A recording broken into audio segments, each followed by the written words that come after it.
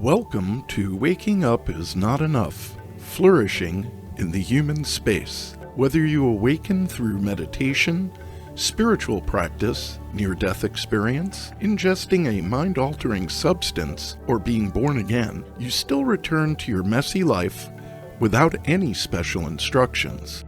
In this podcast, Polly Young-Eisendrath and Michael Berger talk with scientists, spiritual teachers, and other experts about how awakening can connect to a new path for flourishing and development on which waking up is important, but not enough, and growing up is never finished. Polly and Mike bring different kinds of expertise to the conversation. Polly is a psychologist, Jungian analyst, mindfulness teacher, author, and longtime practitioner of Zen Buddhism, as well as the founder and director of the Center for Real Dialogue. Mike is an expert in psychedelics, an entrepreneur, a skeptic, a practitioner of Jewishness, a documentary filmmaker, and a Real Dialogue specialist.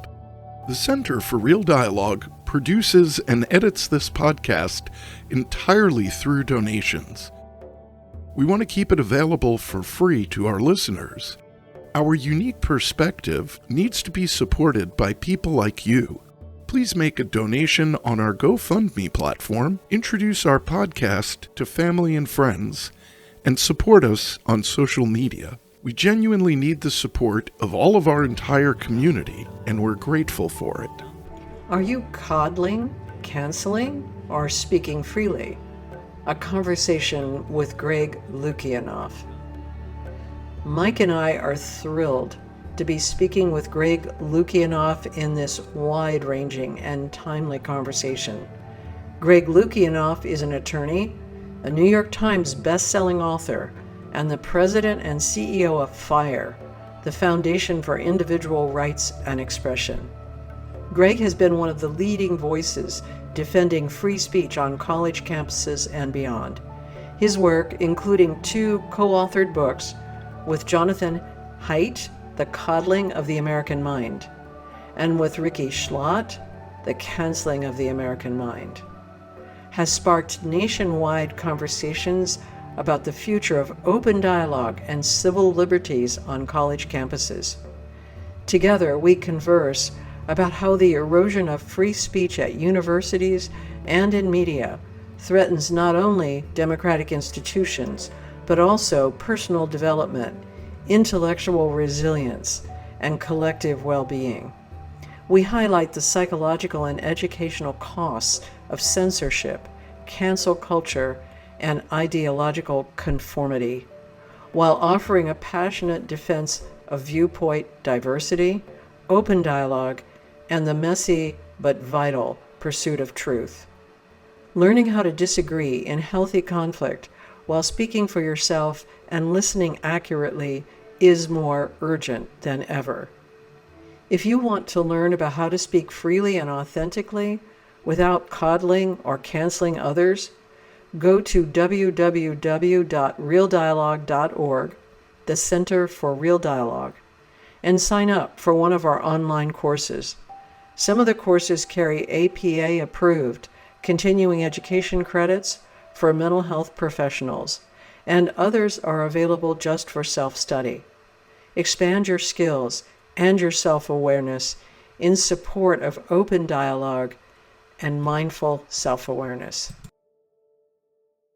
It's really great to be here with you, Greg and Mike, and be talking about enlightenment in the East and the West, and actually thinking about what a liberal democracy is and how we speak if we are in a liberal democracy, and the importance of speaking freely. So welcome, Greg. Hey, thanks for having me. Hi, Greg. So, Greg, I want to ask you what you think, you as an individual, what is awakening or enlightenment? What are people woken up to in your view? Well, I feel somewhat differently about the term enlightenment and the term awakening, but I'll start with enlightenment. I am a big believer, and Yuval Harari argues this in *Sapiens*, and it's attributable largely to Immanuel Kant, that the Enlightenment in the West was essentially the discovery of ignorance. And if you look at the Western tradition in the best possible way, I very much come from the strain within the Western tradition that starts with Socrates, ignores Plato to a degree, gets to Aristotle. So, people like David Hume, Karl Popper, Charles Sanders Peirce, for that matter, Hayek, people who believed that one of the great revelations in the world is that, reality is hard to know. And the first step is to know you know nothing, or at least very little. And to me, I think sometimes if we discussed enlightenment more of the discovery of our own ignorance, I think we do a better job of understanding really what a revelation it was. Because what we realized is our brains are not designed to understand the world as it is. It's designed to help us survive. Yes. And we have all sorts of mechanisms in there, from the amygdala to the dorsolateral prefrontal cortex, all these things that are very good at teaching us how to create convincing sounding stories, to avoid things that could be physically dangerous, avoid things that could be socially dangerous or lead to ostracization, all these things that actually make perfect sense in the ancestral environment, but have nothing to do with truth, nothing to do with reality actually looks. And so I think that the scientific method, peer review, once upon a time, like a lot of these mechanisms that we came up with are recognitions that our brains are not designed for truth. And we need structures that allow us to take some steps backwards in order to actually reevaluate. And I'd like to also point out, I'm a constitutional lawyer. And the American Constitution is very much based on an idea of human bias. That's why you have separation of powers. That's why you have through different parts of government. That's why you have trial by jury. It really is a sort of epistemically humble idea. And so Don Hoffman, I don't know if you know his work. He's a cognitive scientist at the University of California at Irvine, holds like 2 or 3 professorships. And his main book is called The Case Against Reality. And he's got a formula that's called Fitness Beats Truth. And he's published it. It's a mathematical formula, and it's based on evolutionary game theory, which is based on evolution, and basically has demonstrated that evolution has hidden the truth from our eyes.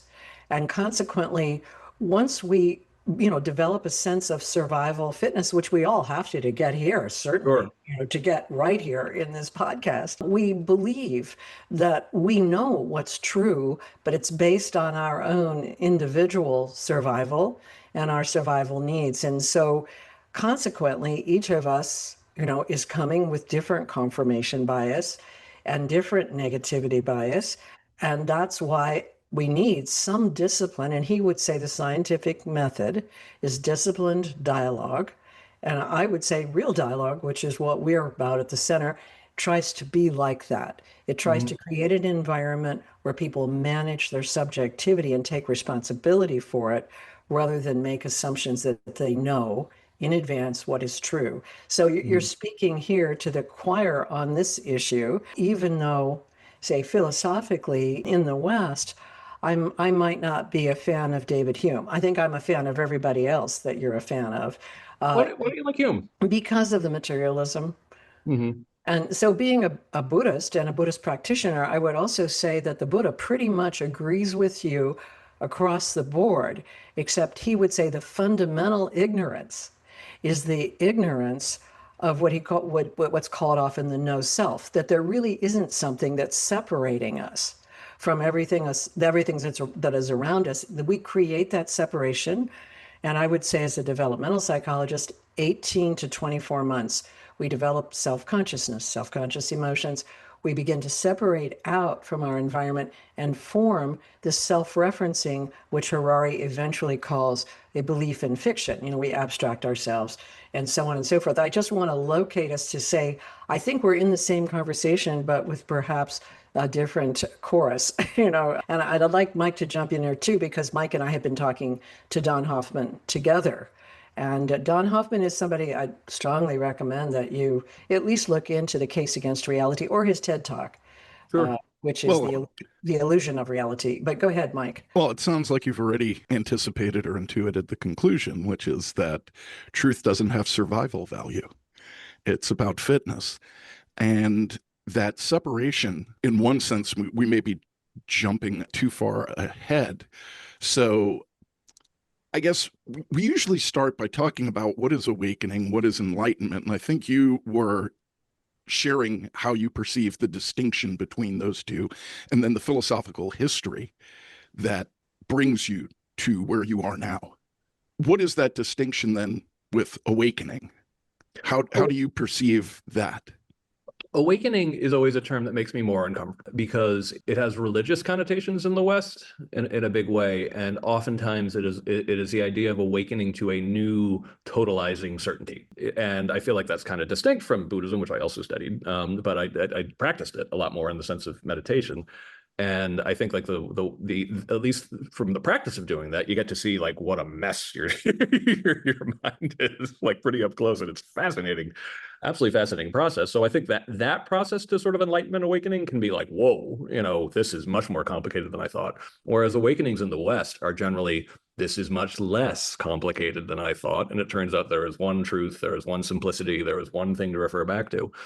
And I see this as something that also, because I really think that people underestimate how much we were founded by geniuses, particularly Madison and Hamilton. That's the point in my field, the First Amendment. It's about, there are 5, or actually really 6 protections in the First Amendment: speech, press, assembly, and right to address government grievances. So basically right to petition the government. But then there's 2 clauses that are generally considered to be the religion clause, which I think should really be understood as 2, which is free exercise and establishment. And this is one of the most radical ideas, I think, in human history, the idea that we're going to, in one sentence, basically say we should no longer murder each other over these ideas.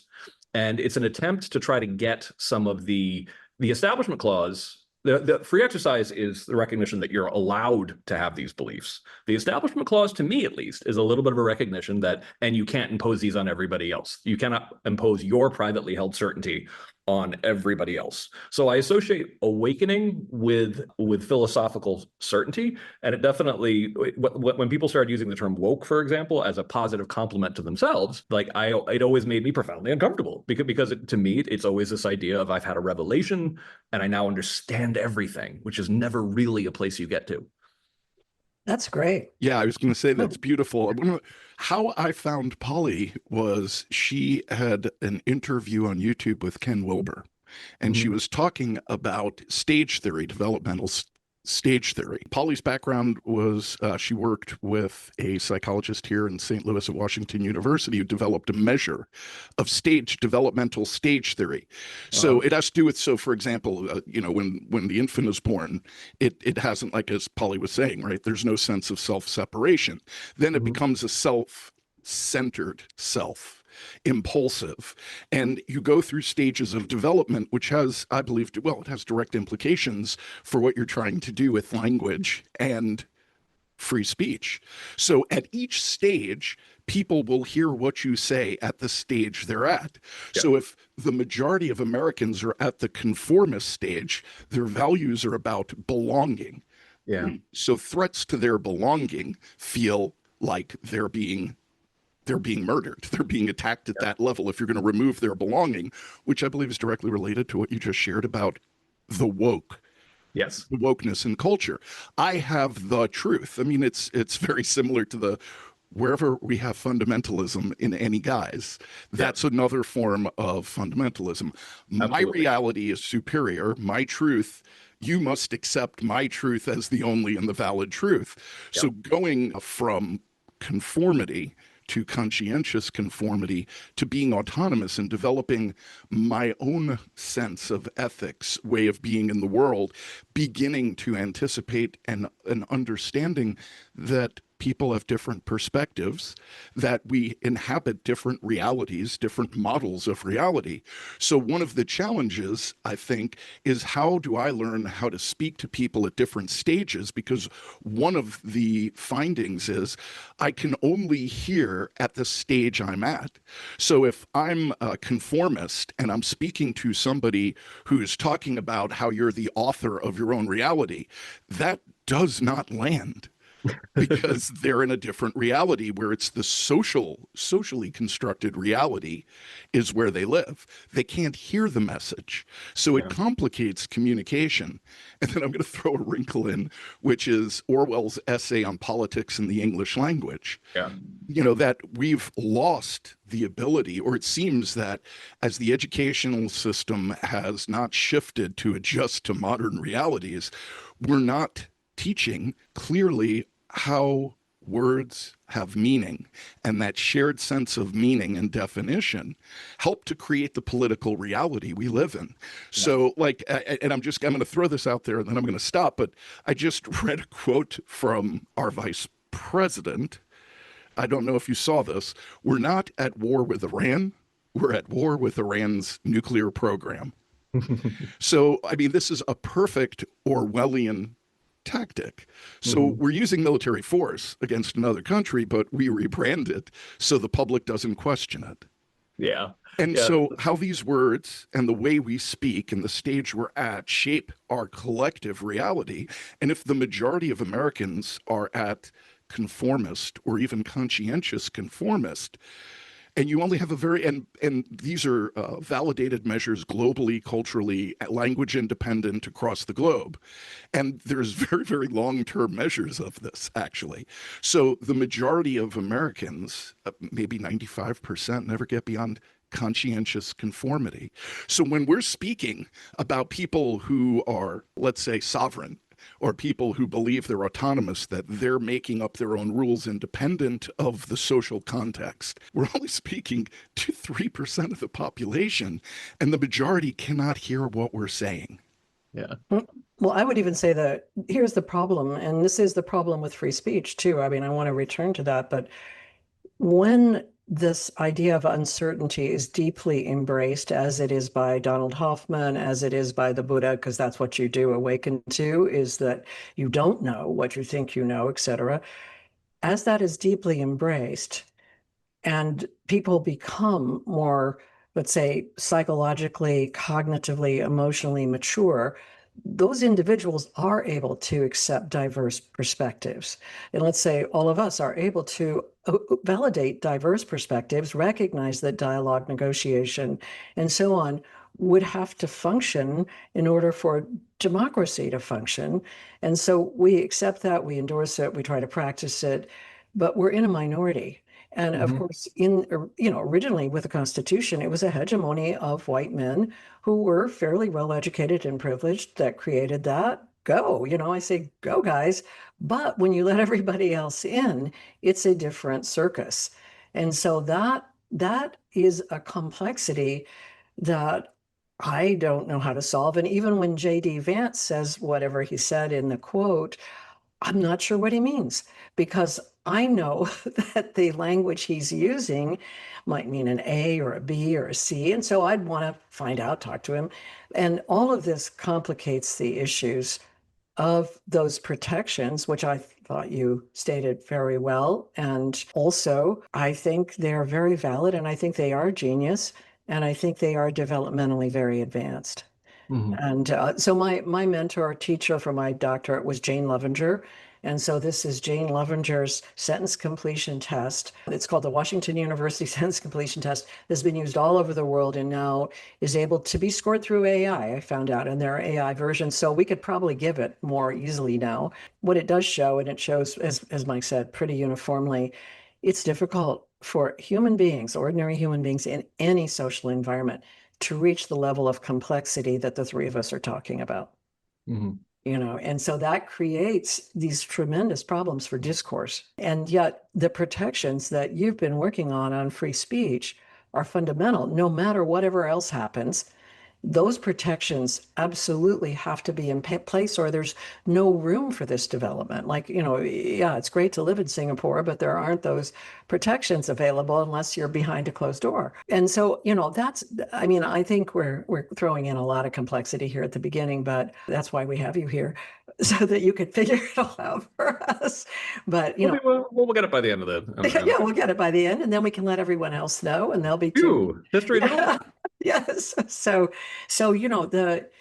I think what you're saying is very valid. And I think the idea of wokeness and the idea of waking up to a single truth is a developmental aspect. And I don't think that individuals can skip that. Yeah. And so that creates a kind of problematic discourse for us here, particularly in America, where we do have these protections.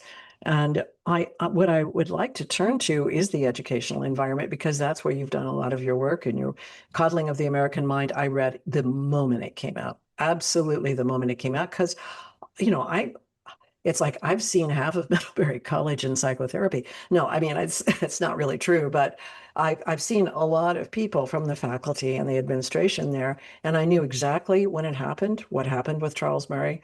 I saw how problematic. I thought it was full of provocateurs. I couldn't believe those were Middlebury students. None of that ever became clear, but, you know, and so there was the coddling of the American mind. Bang, you guys are on it. Nobody else was on it. So even that, you know, I'd like to hear about, you know, your experience in writing the book, why you wrote it. You know, how did Jonathon Haidt get into it? I mean, you know, I see how you got into it. I Yeah. know Jonathan's work some, but yeah. Yeah. Well, you know, it's a little bit of a long story, but, you know, I specialized in, you know, my grandfather fled the Soviets, so, you know, and I grew up in in an immigrant neighborhood, you know, so we all were anti-totalitarian. So it was a neighborhood that was natural for, you know, a future First Amendment person. I hyper specialized in First Amendment. I graduated from law school, and this is what I want to do with my life. And the organization then called the Foundation for Individual Rights in Education found me, and they made me the first legal director. And then I became president in 2001, and then I became president in 2006.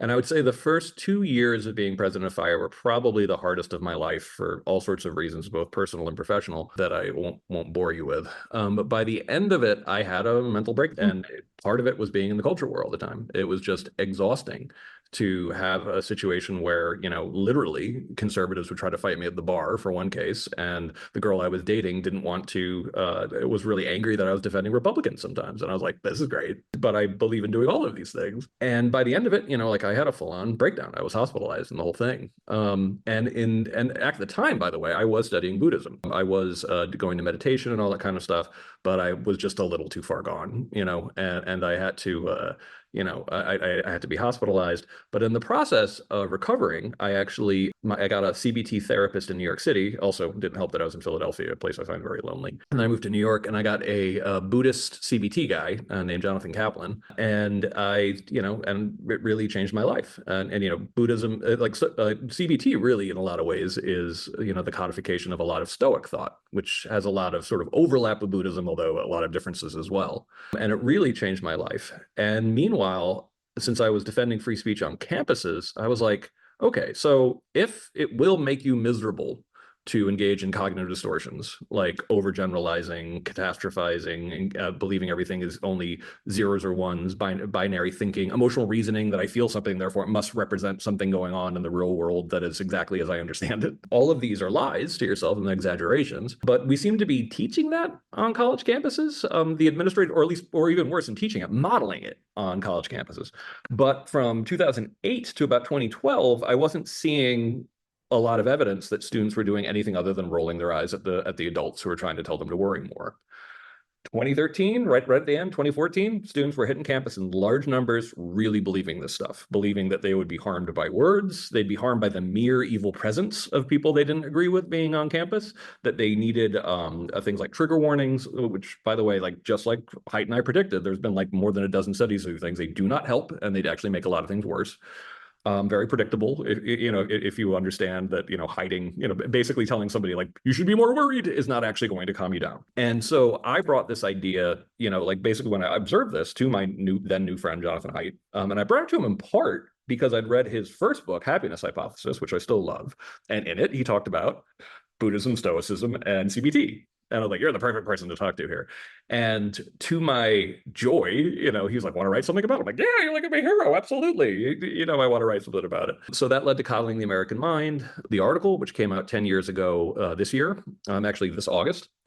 And then the book, which came out in 2018. And I'm proud to say we solved the entire problem. Yeah, you did. And thank you very much. No, you solved it. Totally kidding. No, you solved it for very few people. You know, all 3 dozen of them. Yeah, you solved it for the people that are at these more complex levels of development. All of us could say, hey, they solved the problem. Let's change the whole thing. The 3 of us that knew that, you know, or the 10 of us that knew it. And then it didn't work. It like that book, which I loved, made it more difficult for me in a university setting. Yeah. Particularly if I held the book up I supervise residents in psychiatry. I teach in psychiatry. I had an appointment in psychology years ago, but I'm old, so I've stopped with all of that. And I was at Bryn Mawr College for 10 years, by the way. So I was in Philadelphia for a Uh-huh. long time. I actually had a good experience in Philadelphia. I mean, the reason I left Bryn Mawr, I left after I It's a got. hard town to break into is my major. Well, it's If not you as have hard no, as not as hard as New York City, I think. I think New York's a joke. Everyone's a puppy dog because they all just got there. I feel like it's incredibly easy to meet people in New York, Yeah, and Phillies are like, I "Are you had from here?"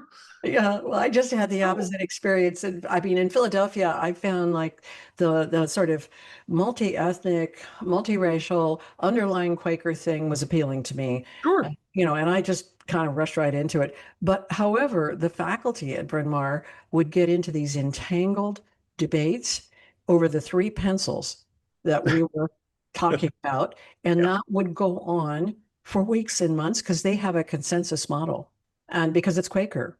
So Bryn Mawr yeah, in the background is Quaker. They embrace a consensus model. Nothing would get decided.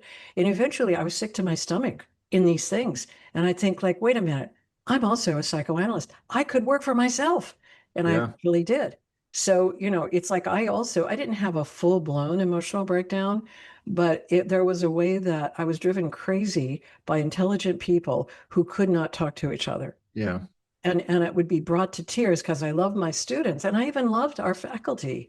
But there would be this thing that would happen, and it would happen repetitively. It was predictable. Everybody knew it, but we couldn't stop it. yeah, It was based on the idea that we all had to agree, yeah, and that was crazy. But yeah. so, when Coddling came out, I was like, okay, they've got it. They've got the statistics. Now I just hold up the book and I say, look, let's make these changes. People thought I was a conservative. Yeah. That's where they would go with it.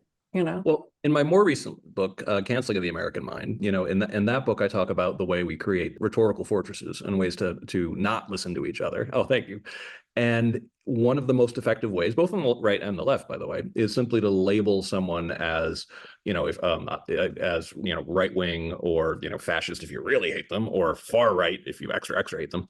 And of course, on the left, on the right, it's libtard, it's like all of these kind of woke, or like whatever ways of insulting people. And it's so anti-intellectual that essentially the idea that if I label someone as written by someone bad, I don't have to listen to it anymore. So I did this. I have a TED Talk coming out tomorrow. One of the exercises I had the audience do is I had everybody look at each other, and they did it, which I appreciated. And I was like, look into their beautiful eyes. Just look at your neighbor. Just come on and say this to them. Just because I hate your guts doesn't mean you're wrong. I thought it was a very brave moment. I did get to see your talk in advance because somebody that was there sent it to me. I thought it was a brave moment, man. I would not do that with a TED audience, but you did it, I and thought I was going to get booed. I got a standing ovation. you got a standing ovation. But I was there the year before, and Barry Weiss got a standing ovation, and it's interesting. That audience is at the level of stage development that Yeah, is much more complex than you might have anticipated. I saw it before, I and was quite pleasantly surprised. yeah, yeah, and and I was too. I mean, when I first went to the Big TED, I got there on somebody else's ticket because I wouldn't be able to afford the $12,000 to get through the door. I was surprised at the complexity in the audience, and then later the ability to speak about that complexity. But I know that Coleman Hughes's TED Talk was prejudiced against, and that was because apparently some smaller group, not Yeah. the bigger audience, is not as capable of having a complex conversation. But I thought your talk was great. I hope everyone listens to it. And I also think that there was a way that coddling would have solved things if anybody subscribed to it. Yeah. But it was, and again, understanding the complexity, I began to understand that the fact that I have a clinical appointment, I'm not afraid. If Yeah. I were relying for my income on a faculty appointment, I would back way off of that stuff. Oh, Haidt even talks about that. Like Haidt has been very like clear that it's like, yeah, but like I'm not trying to pretend this doesn't affect me. There's stuff I avoid in class. There are topics that I'm spooked to talk about. Yeah. And I appreciate him doing that. Like, because of course there'll always be like some mean right wingers like coward, and he's like, I'm just being honest here, man. Like and this is a guy who's been willing to jump off a lot of buildings. Yeah, yeah. And at the Center for Real Dialogue, and Mike knows this, and we have a facilitation method to get people to talk about very contentious topics. We facilitate both sides. We guarantee that it will turn out well. We Mhm. tell people, in advance, we humanize this. You're going to feel like the other side gets you and you get the other side, but still people won't do it because they're afraid to get in front of a group. They're afraid they're going to lose their jobs. They're afraid they're going, particularly in an academic environment, they're afraid they're going to be ruined online or whatever if they actually say what they believe, even in an environment where they're protected. And and now I've come to see that that's probably true. Well, canceling did help me see how serious the issue is because I did not have a large picture Yeah. of what was sacrificed and how it, people always point out McCarthyism. Yeah. This stuff, I mean, if you would, talk a little bit about this, like how the frightening side of free speech Yeah. ends up being problematic for so many people. And Mike, jump in anytime you want to, because Mike has had his own experience around 9/11 on all of this. Mhm. He made a documentary. Well, and I was the national spokesperson for 911truth.org, and I was satirized by South Park in 2006.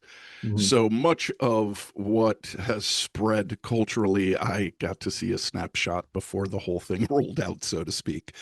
And the inability of people to listen and hear somebody with an opposing perspective, and then watching people attack each other and not address what's actually being expressed, and then personalizing it. And I think, to me, one of the big insights that came from stage theory was being able to perhaps put myself in others' shoes a little bit more easily, in the understanding that if most people are at a stage where belonging, having an in-group, is so intertwined with identity, then they take on the language and the thought pattern of that group. It's Mhm. almost like a field effect.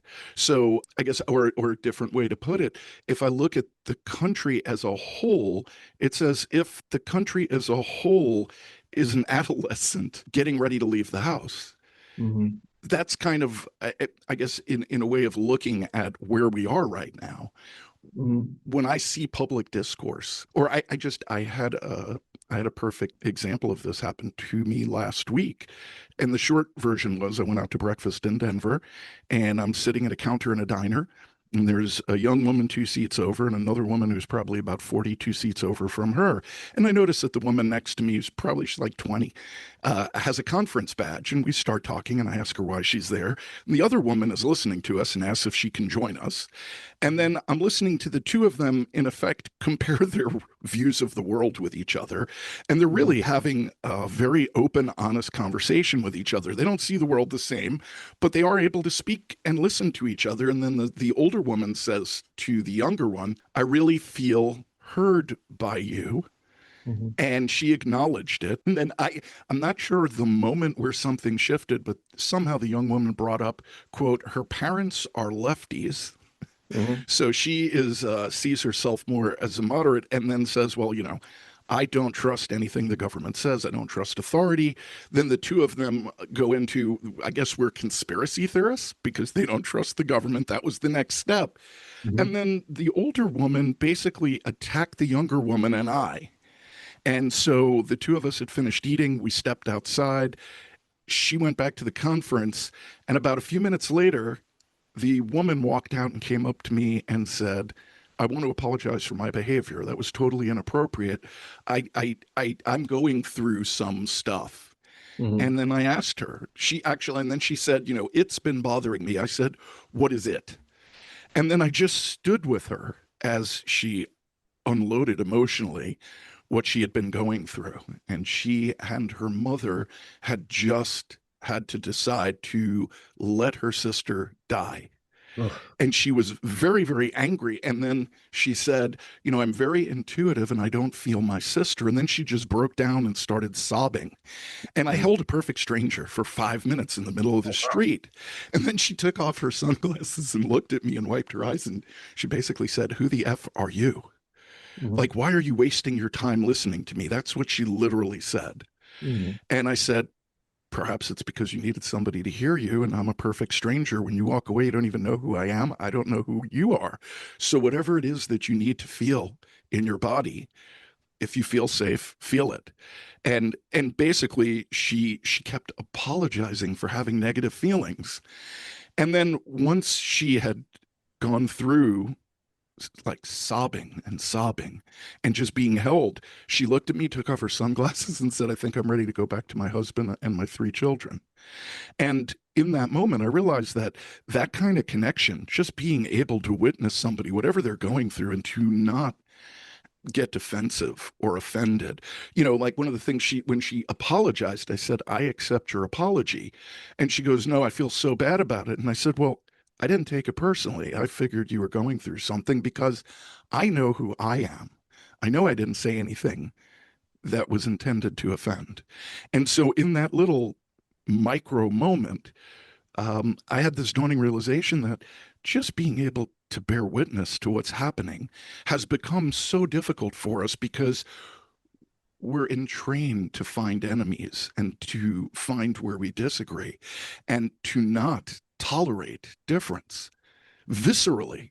I can't, like, when I hear somebody express an opposing view, I feel it viscerally in my body. I tell myself something. I have, as you would call the emotional reasoning. Like, I can easily sink into just being an emotionally being and react based on those feelings of fear. And I mean, it sounds so simplistic, but it seems that from moment to moment, the choice between expressing and living in fear or living in love is a momentary choice. If you, and I don't want to play on it, but if you're woke enough to get it. I know that Mike, who worked on a documentary on 9/11, great documentary. Yeah, it's Improbable Collapse, the Demolition of Our Republic. And what I focused on is, in essence, even though the building seems to be about the buildings, the movie is about the buildings, it's really about the collapse of civil liberties. That if you let them be taken away slowly, one at a time, incrementally, and you do nothing to stand up, you do come to a point where it becomes nearly impossible to get them back. Yeah, and so that sort of interacts with or interfaces with canceling. And the thing that I wanted to make sure we come to in the canceling side of things is how serious a problem it is. I know that there are people addressing it like the book does. Again, I want to hold up the book and say, read this book, Canceling of the American Mind. But then when I hold up this book, even, I get worse accusations. Oh, sure, yeah. In an academic environment. Because it uses the term cancel culture. Yeah, and I make a statement, which I made over this weekend to some people who were visiting, that this was worse than McCarthyism, and they say, where do you get that information? So I bring out the book and I say, just read these passages, and they go, well, who are these people? In other words, instead of actually reading the book, they do this deconstructive thing. And so I wonder if you could talk about, canceling the book, also the research that you two did is fantastic and thorough.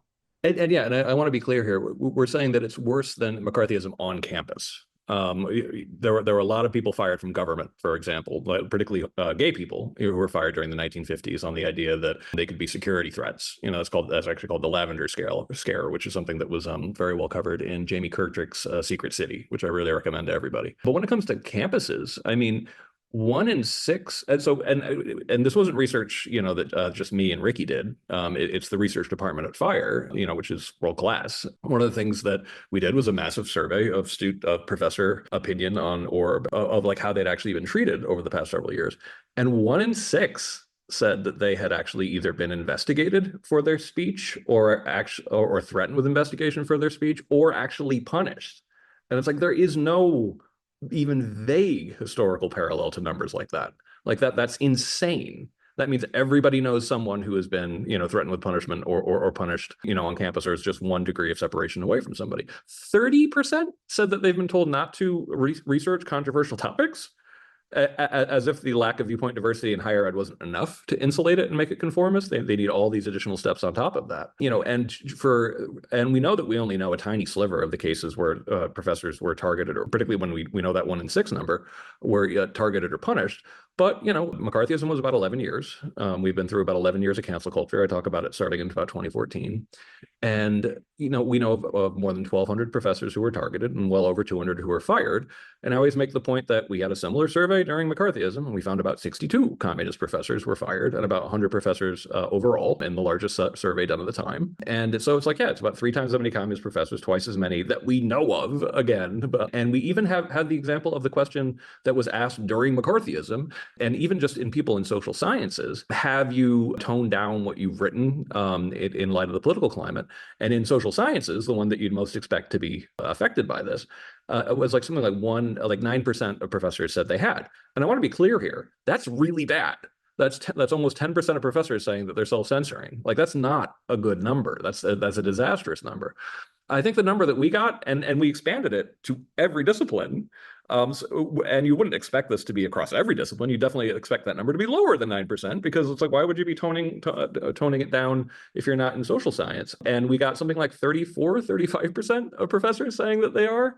And when we looked into, like, are you self-censoring anywhere, it was, I think we estimated about 89%. So yeah, like, we're not kidding about, like, the whole idea that in a lot of parallels. And certainly, like, when you look at some of the more elite colleges, they were around during McCarthyism, and and a lot of the elite colleges stood by their controversial professors. But I will say something incredibly stupid that really frustrates me about this data too. People will be like, well, what about threats from the right? And I'm like, well, we talk about threats from the right. We include cancel culture from the right. And, and we point out that actually you'd probably be surprised by how many of these professors were actually initially targeted by the right. Now, to be clear, they were generally fired by administrators who were on the left, but that just shows that they were, in some cases, had no principles. They were just kind of like, you're an inconvenience, and now I'm going to get rid of you, which surely is bad. But sometimes people start developing an appreciation for the problem once they hear that the problem comes from the right as well. And so they get more, like, respect for me. And I'm like, yeah, but I've lost all respect for you. Like, literally, like, if all you care about is which side it comes from, then we're not having a serious conversation. And so what do you think the differences are there from your experience in the assumptions apparently that are made? And again, this is a stereotypical way of saying it from the right and the left. I realize that even those categories, without a lot of definition and a lot of discourse about what it means, but just in my experience, sitting on airplanes, talking in a public domain, I have an easier time talking to conservatives, even though I'm not a conservative. Yeah. I have an easier time being complex in a conversation, especially, like a lot of the things that happened during COVID, a lot of the medical things, those were the things I wanted to have conversations about. And I would have a difficult time having conversations even with people that highly identified with being progressive, where if I was sitting next to a guy that we start talking, I don't know how it comes up, but eventually the person says, I'm a conservative. And, oh, okay, well, I'm not, I don't even know where to put myself anymore. Like, I would say I'm sort of an independent. I used to be a progressive. Maybe I'm somewhat libertarian. I don't really know. And it doesn't matter to me a lot.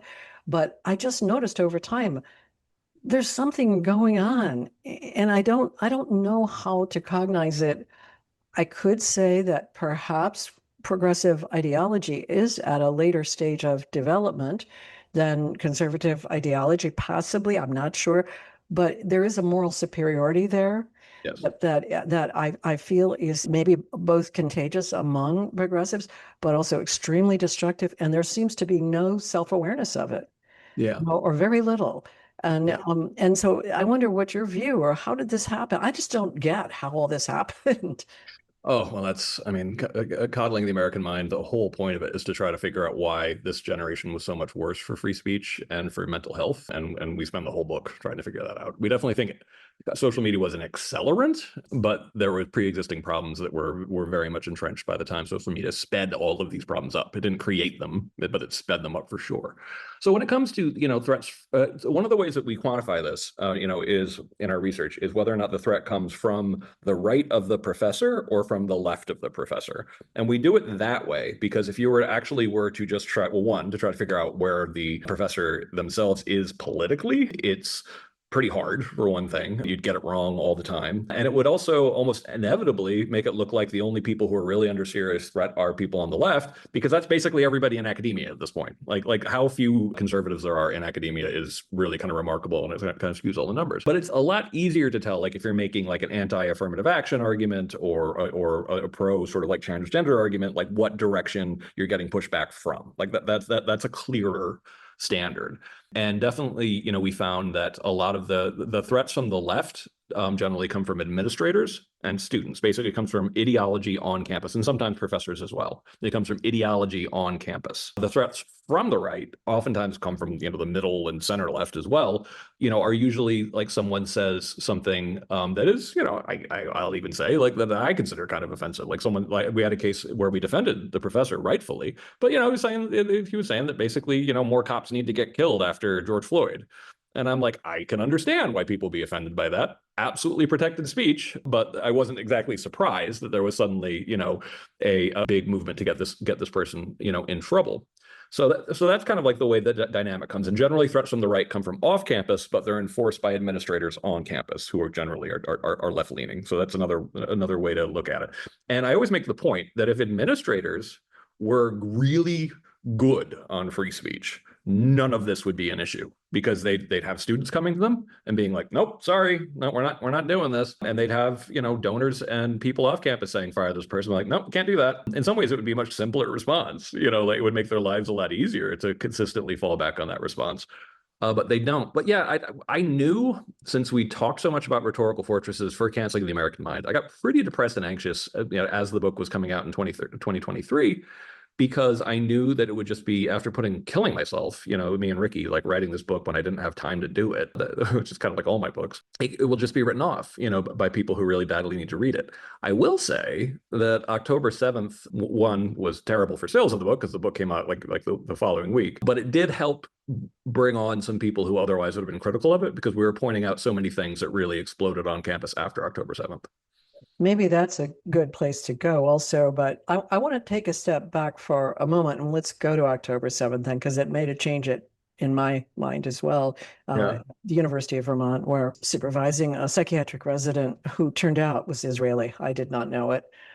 Started supervising him. But just to step for a moment into the environment, I believe you're saying, if I'm understanding you, that you think perhaps the parenting of this recent generation, and let's say, I never know how to do the millennial, the X, the Y, and all of that lingo, but it would be the generation that was in college maybe for 4 or 5 years before you did Coddling. Yeah. But there was something happening to the students.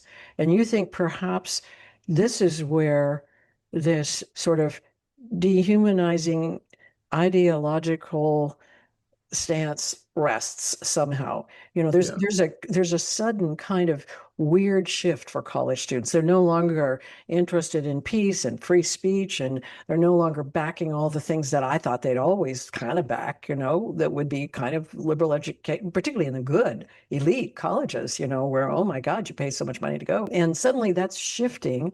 And they want safe spaces, and they don't want to hear, they don't want to read, you know, Greek tragedy. They don't want to hear about war. They don't want to know. So I wonder if you are saying that that is because of the coddling and the parenting. And so I wrote a book called The Self-Esteem Trap, which came out in 2009. And that was actually about the over-parenting, over-protecting, and the thing that it was leading to, which I saw in therapy then, tremendous anxiety in young people, tremendous depression in privileged people that had nothing really, from my point of view, to be really depressed about, except they hadn't published their first novel by the age of 28. And I saw it again and again. It wasn't like it was an isolated case. It was like I began to think, what has happened here? And, you know, then I did my book. And of course, I ran into Jane Twenge's research. But then I also looked into a lot of suicide, you know, in that period of time, of young people who were discouraged with their lives, and their lives were actually, you know, promising. I guess, you know, I'm wondering, I don't want to put the finger on anybody, but, you know, parenting changed. And I don't know if that's what you're thinking maybe was the shift, or what I was wondering, is is it really the donor culture? Is it because philanthropy now becomes such a big part of university life? And so, over at Middlebury, 2008, they have a kind of big financial collapse because their endowment is mixed up in 2008. It's mixed up with the collapse of the housing market and a whole bunch of stuff. So, I'm not an expert at all on philanthropy, but I just watch things happening. So, I'm thinking it's donor culture. You apparently are thinking more it's parenting, more it's students. That's what's changing. And maybe then, your administrators get scared because the parents are moving on campus to protect their kids. They're getting an apartment next door, and if something goes wrong with the kid, they're going to complain to the university. But maybe then they're not going to fund the sports museum or whatever that the university is developing. I mean, I don't, just tell me what, how do you, I'm taking it, you think it's parenting from Jonathon Haidt's work also. But is that really what you think happened to universities? The parents were overprotective, and then we have generations of young people who can't tolerate truth or anything. I mean, they can't tolerate much of any kind of argument or conflict. I think parents play a role, particularly when it comes to the depression. They play a significant role. I think Bad Therapy by Abigail Shrier is actually one of the best follow-ups to Coddling the American Mind, ever written, and I recommend it to everybody. But how academia went so wrong, I think, is much more a case of institutional decay in a lot of ways. That essentially institutions that don't die become sort of corrupted in a variety of ways, some predictable, some not, if they just keep going, if they just keep persisting without, I mean, corporations and people have the decency of dying. And that's something that actually, can be kind of a positive rejuvenating force. But these things, academia just keeps going. But here's probably the most important thing that I'm going to say on this, though. I call my Substack the eternally radical idea because I always want to remind people that freedom of speech, small L liberalism, is a massive exception in human history. It's weird. It takes belief in it. It takes discipline. It takes discomfort. It takes all of these things that don't come naturally to people at all. And so the miracle in a lot of ways is that we've been able to maintain it, in so many different ways for such a long time, because it takes a lot. It asks a lot of individuals. My dad's Russian, and I remember reading Russian literature, Russian political advocacy of the 19th century, and how forthright a lot of the pro-czarists were saying the Russians have the best kind of freedom. They have the freedom from the burden of choice. And they meant it. They meant it as being kind of like this is somehow liberating for them, and that sounds totally warped to me, of course. So I think that academia has created a lot of its own problems, and how we got here, the way we explain it in Coddling, for the larger problem for young people, we talk about cell phones, speed, and social media speeding things up. We talk about political polarization, which certainly was sped up by cell phones. We talk about two parenting trends: overprotective parenting, but also lack of free play. We didn't actually expect to have a whole chapter on lack of free play, but we thought it was that important by the time we did it. We had kind of added a third one here that economic stratification, was kind of in the paranoid parenting, but we think it actually deserves its own. And for academia, the two we pointed out in Coddling was sort of corporatization of universities did create this kind of like the customer is always right kind of mentality. But we put ideology last, even though it might be in some ways the most important, because a lot of the social justice sort of ideology, which kind of came out of the 60s New Left, despite all evidence to the contrary, it just won't die, and it now is treated, kind of like almost like a faith system, and it's very intolerant, it's very overly simplistic, it's very moralistic. Yes. And one of the reasons why, and in canceling, I get more to like what ailment higher ed has, and a lot of it, lack of viewpoint diversity, and there is kind of like this natural force that takes over when you have like low viewpoint diversity sort of environments. Is there's a sort of a natural force that kind of takes over, and they tend to progress more in that direction. But, and this is something that sometimes people, particularly the kind of people who write books like I do, are very uncomfortable saying, is that some of it is intentional. Like is it some of it was Herbert Marcuse? A lot of these, thinkers were very much like, yeah, we need, like Adorno, like we need a long march through the universities. We are the awoken to the truth, and we need our institutions to reflect that. So I referred to universities supposed to be sophistication machines, but then they really started favoring activists over scholars, I'm a First Amendment lawyer. I defend your right to be an activist, but activism is a certainty mindset. It's basically saying that you know what is true to the extent to which, even at 17, you're willing to go out there and sort of fight for that truth you already know, you're already so sure of. Whereas a scholarly mindset is one that actually is kind of like, wow, I don't know, like I could be totally wrong on this. Like tell me more.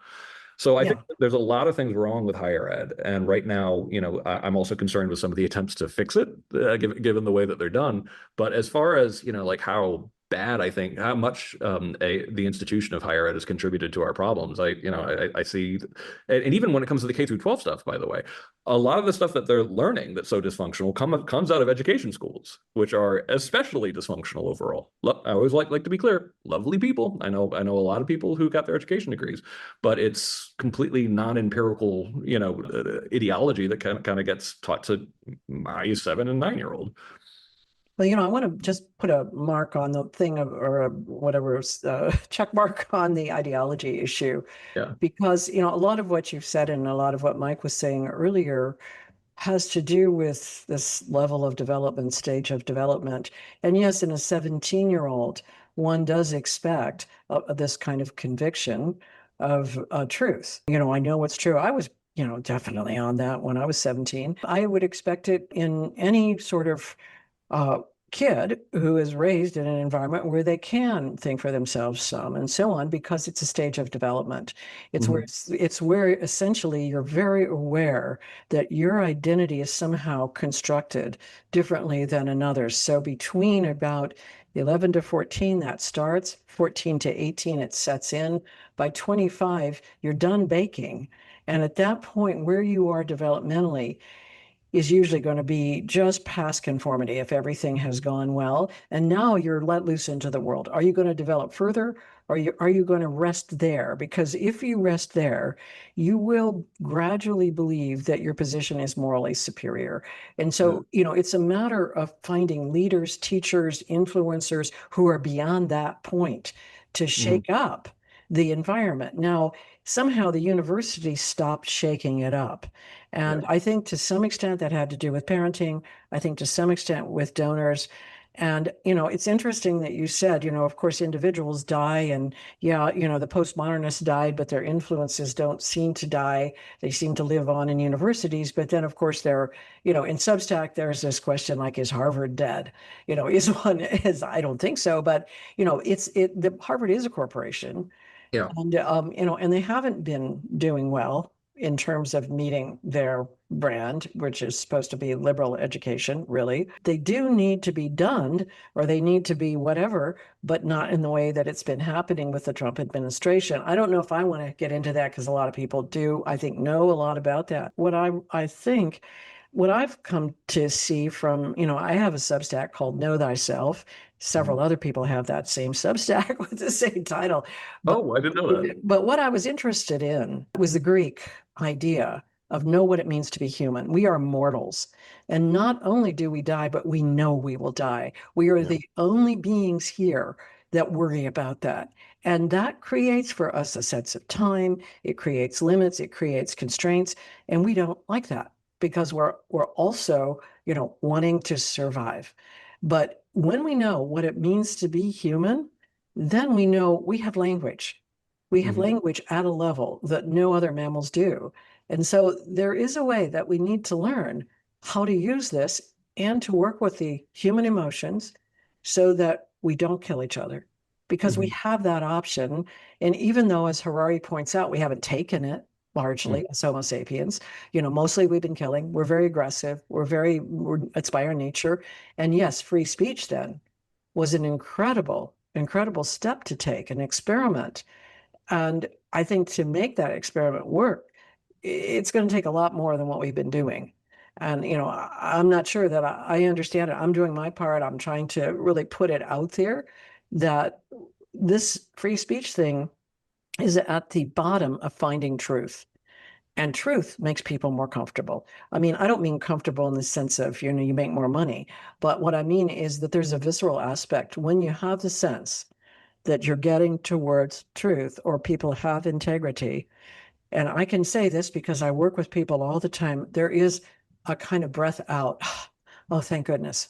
Now I can relax a little because I can see that we're going to be able to talk. And So, I want to bring Mike in here before we take the sort of the next step, which I would say is kind of rounding around your, what is free speech? That's kind of where I want to go at the end of this. But Mike, I want to bring you back in because you haven't been in here, and I don't know where you want to go with this. One thing that I haven't heard us touch on yet is how we make meaning or make sense. This is connected to the whole conversation with language. And also this, I perceive that there's been a massive shift in the last 40 to 50 years to focus on money. Like I went to Washington University and got a liberal arts education in the early 80s. And back then, I was told I was wasting my money and my time because I didn't have a direct career path, that the university is supposed to prepare me to go out into the world to make money. That should be my motivation. And at least my observation over the last 5 decades is the cultural focus on externalities, how I appear to others so I belong, that my motivation is I'm going to go out there and I'm going to make money. So I'm going to go into field X or Y, not because I have a passion for it, but that, everybody's going to create an app now or become an influencer, right? Do you have anything to say? Do you have any passion for whatever you're developing? Or is it, I want to grab the biggest slice of the pie? I think on top of this, one shift I've observed recently now is younger people are going to trade schools rather than to universities. So they're finding a direct path to a way to survive and make a living that will not be taken away by AI or machines, at least for a decade or two. And so this survival pressure, for example, like for me, kind of the one large shift was after 9/11 when President Bush went on television and said, don't let these attacks prevent you from going to Walt Disney World and from shopping. Go out and shop. They attacked us for our freedoms, and the response is to go shopping because that's the biggest driver of the economy. And to me, that was like a public admission of what the people in power, how they were in, and I'm going to use the language intentionally to be provocative, to induce a certain trance. You use language where you couldn't question, like you're either with us or you're against us. So this began to plant seeds of these internal divisions. So for example, if I began to ask questions of accountability, why after spending billions on defense did we not have a defense? I became a terrorist. I became a troublemaker because I'm not allowed to ask questions that may lead to people saying, well, the emperor is not wearing any clothes. And so now I see this, we've come so full circle because I remember, under the Clinton administration, right? I did not have sexual relations. And then in the culture, we put children on milk cartons because people's children were being stolen all the time everywhere. And the response to that after 9/11, I'm still shocked to see cars lined up on, I live on a dead-end street in the suburbs, and people wait for the school bus at the end of the street in their car. Their children can't walk down a dead-end street to the bus because the world isn't safe. And so we've internalized these principles that you're not safe. They're there to protect you. You must give away your privacy in order to feel secure. I mean, all of what I learned the antithesis of in my childhood and education has now been bred in, scheduled play. And I mean, you touch on much of this in Coddling, and the inability to think clearly. Then, and I believe you emphasize how emotional and vague language short circuits critical thinking. It prevents us from being able to dissent, that we can't reason effectively, and we can't hold power accountable. So there's so many different, I would say, forces impinging on us in the last 50 years. And it's something, again, I don't feel that I'm allowed to talk about power, the nature of power, and control systems because nobody wants to believe that they're being intentionally manipulated and that they may not be able to, so for example, if we talk about the fitness versus truth, everybody has their own truth, but how do you connect that with your ability to make a living and survive in a world that seems to be getting more and more complicated, and for many in this country, more and more difficult to survive? Because for whatever reason, which no economist can really explain, from 1972 or 1973 on, we've had tremendous GDP growth, and none of that wealth or productivity has shown up in average hourly pay.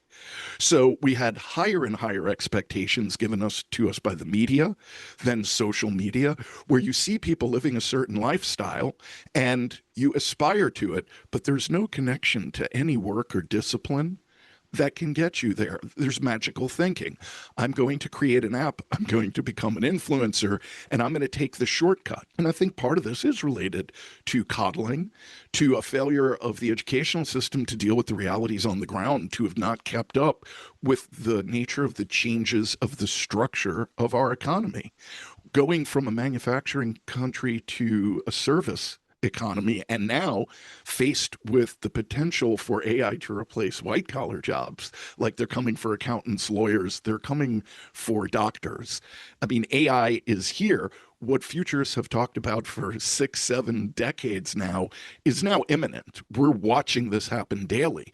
So I guess one sense is, what advice would you give to parents? What advice would you give to educators about how do we take back owning ourselves? To me, this is the fundamental paradox, that in essence, I have to learn how to think clearly anew and understand my relationship to the wider culture and society. And standing up and speaking from one's heart is verboten, basically, because of the vulnerability. If I put myself out there and show you who I am and what I think, I'm subjected to all kinds of abuse. I mean, you've lived this to the point where, as an individual, I'll have a nervous breakdown if I try to juggle all these demands and try to stand up, because I've been told to internalize it. I'm not allowed to express it. I can't be who I am, because there's so much resistance to acceptance of difference. Generally, what's his sort of nugget of advice in terms of how to use free speech? Or how do you reframe the public issues in a way that can help people get clarity as opposed to obfuscation? I mean, you've studied this intensely. So how do you see, like, all right, maybe a simpler question. How do you see the link between clear language and healthy self-governance? What's the relationship here?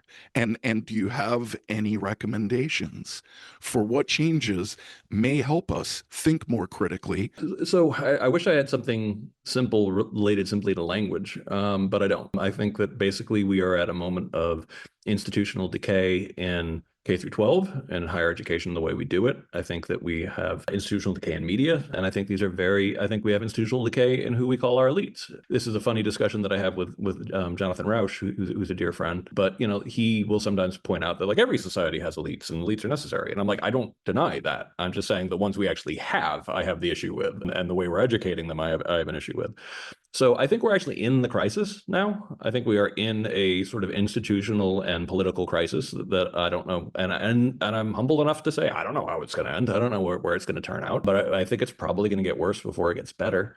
I think that one thing that I have found sort of maddening, though, is, and I gave a talk where I'm being surprisingly harsh on a bunch of fancy Manhattan families who were talking about, who were just sickened by what their kids were learning in K through 12 and what they were learning at Harvard.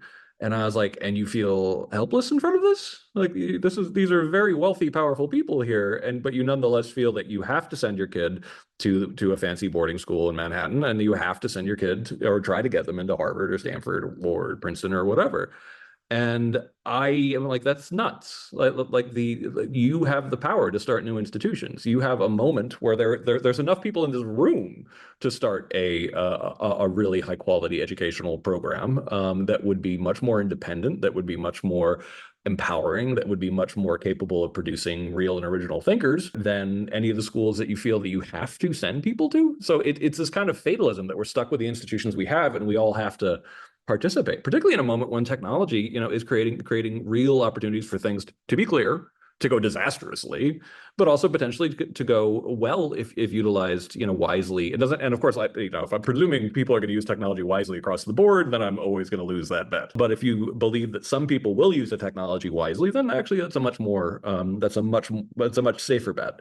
So I think that the sort of resignation that things are currently how they have to be is a big part of the problem, and particularly the way we educate people from people educated in the biggest lessons in a lot of ways of the 20th century was ideology is kind of like the way that you turn IQ against itself. And I felt like that was something that we really kind of had learned and completely forgot, because K through 12 and higher education actually happens to like ideology, in the worst possible sense. So I think that we need new institutions, and a lot of them, and a lot of experimentation. But where we end up on the other side of this right now, I don't know. Well, that's actually exactly the way I feel. And so maybe that, and I imagine Mike wouldn't disagree, the uncertainty of the moment is also stressful. And yet there is a way that, again, having studied stage theory, adult development, the only way that people change is a crisis. It's not because they want to change. And that's an unfortunate part of being human. But because of our confirmation bias, our limited perceptions, the ways that we're often wrong because we don't remember things accurately, we don't know what we did yesterday.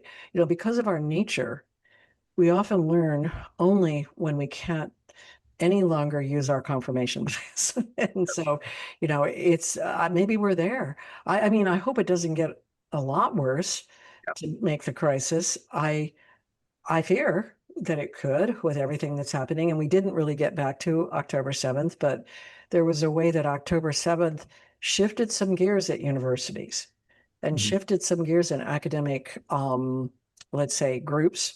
And I could feel that shift. I heard Bill Ackman talk about Harvard, and I certainly think they felt the shift.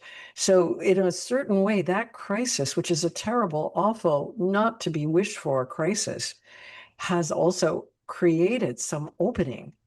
And that opening might be somehow promising. I don't want to overdo that. I wonder if you could say anything, and then we'll just thank you very much for being with us. Well, I mean, that is the hope. And that's a big part of what the Foundation for Individual Rights and Expression is founded. My organization, we're about, we're like a $30+ million organization with about 130 people. And we're a First Amendment free speech organization. But one thing that distinguishes us is, one, it's the only thing we do. We're genuinely nonpartisan, and we're take the issue of truth seriously. Like we're not just First Amendment androids. We're trying to think about what maximizes the possibility of discovering truth through the process of pointing out error. And, we're trying to figure out ways to maximize AI, for example, for truth seeking. We're trying to think about these issues from a very fundamental level, because it's really crucial we do that at this moment. And I'm very grateful, from the Center for Real Dialogue. I'm grateful for FIRE. And also, I just want to thank you personally for the J.K. Rowling, the witch trials of J.K. Rowling. It's the best podcast I've ever listened to, bar none. And I've recommended it to the world repeatedly because there's so much in it. It's way beyond Harry Potter and J.K. Rowling. And that was just tremendous that you guys backed that. So, I want to thank you, first of all, for being with us, having this broad and interesting and creative and chaotic conversation. I've enjoyed it tremendously. I hope it makes sense to other people. I just want to thank you, and I really appreciate your work. It has definitely influenced me and shifted the way I view things. So thank you.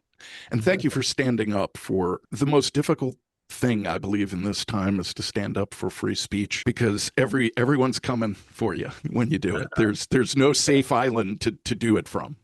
I agree. Well, thank you both. Enjoyed this episode of Waking